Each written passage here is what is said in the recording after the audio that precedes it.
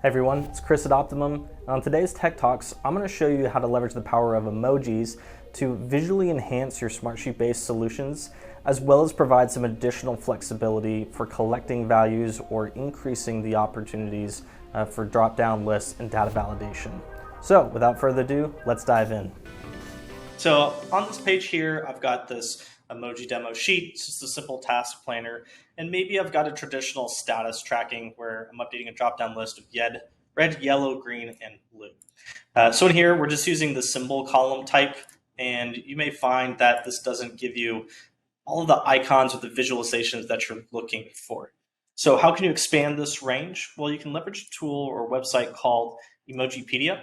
And this site has a bunch of emojis. You've got your things from smiley facing people to food, activities, objects, and symbols. And these can be used for all sorts of different applications. So you can choose things like for warning systems, or if you're doing maybe a job site safety inspection, you're trying to record injuries, if it's on the arms, the legs, stuff like that. So you can really kind of expand the creative use case and draw visuals to tracking your information inside of Smartsheet. So for our application, we're just going to go and update the statuses of Harvey balls. So back to Smartsheet, you've only got red, yellow, green, and blue, maybe gray variations. But what if you wanted to use purple, orange, maybe brown or black, kind of expand that case? So I'm going to come back to Emojipedia, just typed in circle in the search bar.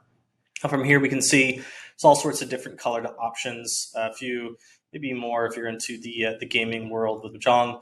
But in this case, we're just going to grab maybe the brown and the black circle. So grab the brown circle. And what you'll notice is immediately below, there's kind of different variations of these circles. When you come in to copy and paste a visual, you'll just grab the emoji.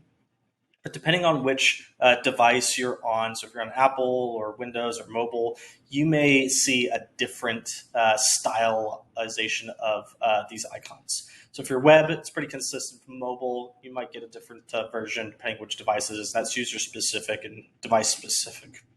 So I've just copied that emoji to my clipboard. I'm going to come back to Smartsheet and I'm coming to my emoji column. Now this is just set up to be a drop-down list, and I'm going to come down and paste. And I've got my little brown emoji down at the bottom of the list. And we said we'd do black just for some extra options. In similar case, we're going to come back down and enter black. Save my sheet. And now my drop down, I've got black and brown options right here to report on.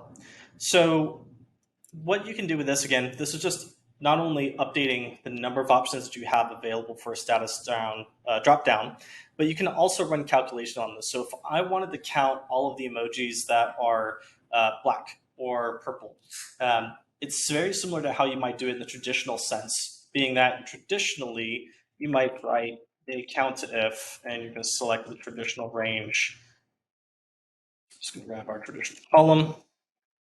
And then in here, you would have to type in red, yellow, green. And that's going to count all of the symbols that are red. Now with emojis, it's similar. You're still going to actually use the same formula. So count if, we're going to grab our emoji range. But as opposed to typing in red, you still need to actually paste that emoji. So I'm pasting in that black one from my clipboard and then clicking enter, and there goes it counts to. So you can basically treat these emojis as unique text in there. So in your formulas, just copy and paste the symbol. So for my blue, I've got my blue. For green, I've got green, etc. So the cool thing about this is you can actually use this in formulas. You can also use it as trigger events inside of automations or as filtered objects and reports because it's treated kind of within that text value.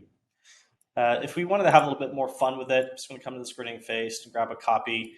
You don't have to list it explicitly in a dropdown. You can do things just like a regular text column. So if I'm updating my software, I can paste that in. You can also change the column headers of a sheet with emojis in it. I could also add a new column descriptions with an emoji in there. And that's going to be presented out to your users. You can also do things like the sheet name, workspace name, folder name, etc. So you really have a breadth of options, and the number of possibilities are available to you from that emoji website, Emojipedia.